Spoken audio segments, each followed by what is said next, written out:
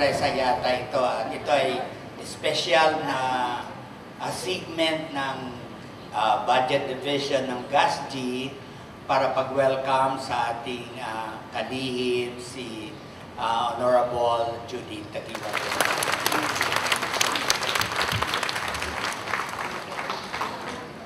Welcome. Special na.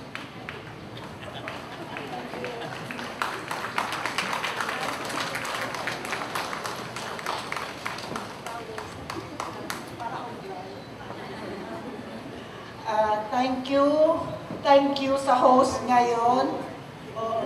Elmer, thank you for emceeing the program, and the rest of you who prepared ang ating flag ceremony. Bagong bili yung shirt ko. Oo, tapos sabi ko wala pa kaming clothing allowance. Tapos ay nakausap ko MOA. Sabi niya, ma'am, wala rin kaming clothing allowance.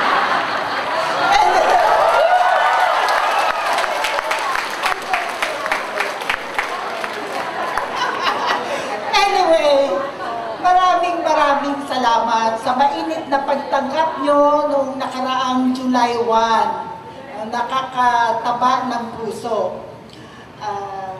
Ngayon naman ay sa flag ceremony natin, makahulugan ang iba't ibang aspeto ng programa. Magsimula ka, diba? Palaala na magsimula tayo sa panahon ngayon ng bagong presidente, pagsisimula. Tapos ang thought of the day na ginawa ng character of the day na ginawa ng thought of the month, ano yun? Pag-iingat. Pag-iingat, lalo na sa punto na may responsibilidad tayo sa mamamayan. At ang ating departamento ay inasahan talaga na maging busy sa pagyakap ng mga mahihirap at nangangailangan. Mag-ingat kasi ang kampanya talaga ngayon ay kampanya laban sa katiwalian sa loob o labas man ng gobyerno. Pag-iingat dahil kailangan nating ayusin ang mga sistema natin para mapabilis pa ang serbisyong ito. Alam ko naman, nagsisikap tayo na mapabilis ito, pero baka pwede pa natin mapaunlad. Ang CIU natin, ang accreditation ng Standard Bureau natin, at ang iba pang mga serbisyo. Baka rin mapabilis natin ang proseso ng pag-aaral ng mga unfilled plantilla positions. Nagpaabot na tayo sa lahat ng mga units na pag-aralan at magawa ng rekomendasyon paano natin ito madagdagan. Alam ko, ang fiduciary positions na nakuha sa pagsisikap ni Secretary Dinky tsaka ni Yusek Mat, nakuha na natin, ongoing ang pag-fill up nito at meron pang ibang i-fill upan. 600 yun, ano? 550. Malaking bagay na close kayo sa TBM. Okay. So yun ang akwa natin, pabilisin yung proseso. Tapos inumpisahan na ho natin ang pakipagtalakayan sa accredited union sa SWEAP para maayos natin ang bagong CNA, bagong Collective Negotiation Agreement, at ano yung CNA incentive na maaari na kaya natin may bahagi para markahan ang matagumpay na ito.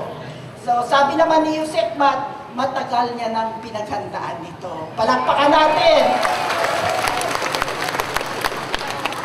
Ang dagdag natin doon sa CNA, gusto natin, kung side agreements man to future study, dalawa. Ano ang maaring dagdag na benepisyo para sa MOA? No?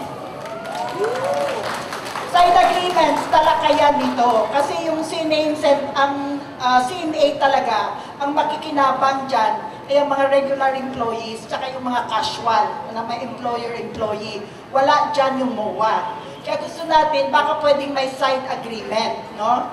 Titingnan natin, kasi alam natin may limitations dyan, OWA yan, may observation audit, pero hanggat kaya natin, titiyakin natin na magkaroon din ng dagdag na benepisyo ang MOA.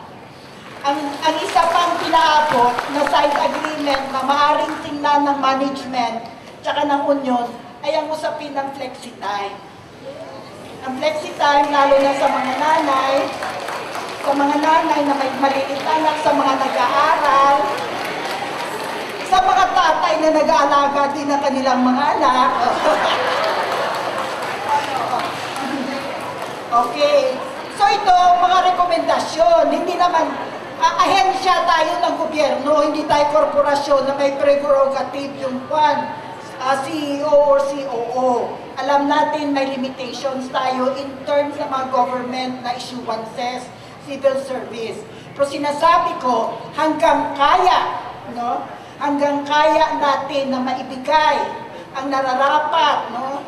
Na dagdag na benepisyo consider sa mga specific na gender responsibilities natin, ay gagawin natin pagtutulungan ng management, ng union, at ng iba pang mga empleyado. So, yan na muna, pagtingin ko, importanteng binanggit kanina ni Yusek Che, nasa panahon na naman tayo ng bagyo. At talagang inaasahan tayo, in terms of response, yun ang pinakaunang agenda sa cabinet meeting actually noong June 30. Pinareport talaga ang head ng National Disaster Risk Reduction Management Council bago, ano? Tapos, ang DOST nag-text na sa amin kung nasaan ang bagyo. Pero mas updated si Yusek Che. No?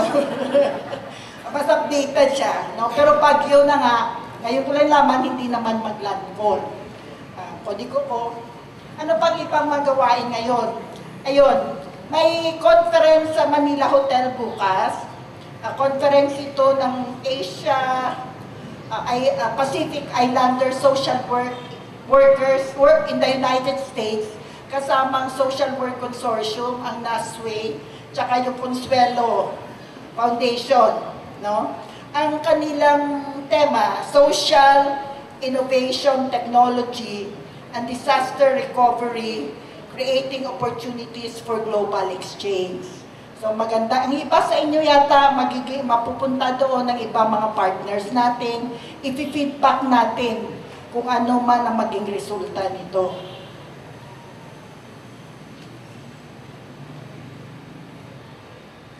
Okay, nakatakda din ang pakipag-usap natin sa National Council for the Culture and Arts, NCCA. Sumulat yung kanilang chair, humihingi ng tulong kasi yung mga projects nila na January pa, 2016, ay hindi nila ma-release yung grants dahil hindi pa na-approve ang accreditation nila. So kanino yung Standards Bureau? Okay, ma'am, pag-usapan natin yan para pagdating nila, Friday pa naman eh. Okay. Gusto ko lang isa yun sa priority ko kasi nagmamakaawa na sila dahil July 16, mapapaso na yung ibang mga grants nila. Okay? So, yan na muna. Settling in pa lang kami, mga kasama. Naghahanap pa ng opisina, di ba? Naghahanap pa ng mga computer, wala pa kaming ID, di ba? Kaming ID, pero okay lang, nakita ko si Yusek, wala ring ID.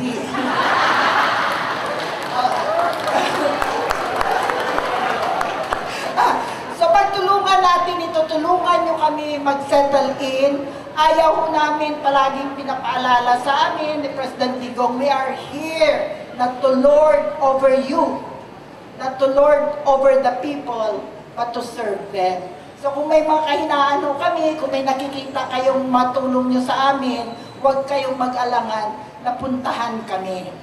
So maraming salamat ulit sa napakainit na welcome. At maraming salamat sa